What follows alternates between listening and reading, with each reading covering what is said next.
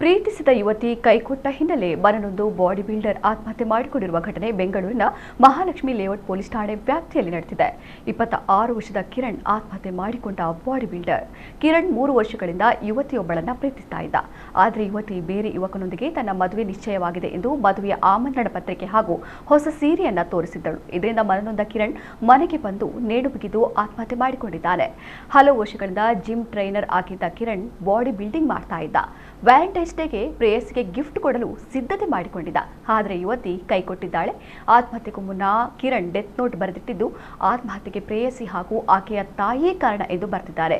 ಅಲ್ಲದೆ ತನ್ನ mobile password ಅನ್ನು ಕೂಡ ಪತ್ರದಲ್ಲಿ ಬರೆದು ಸಾವಿನ ದಾರಿ ಹಿಡಿದಿದ್ದಾನೆ.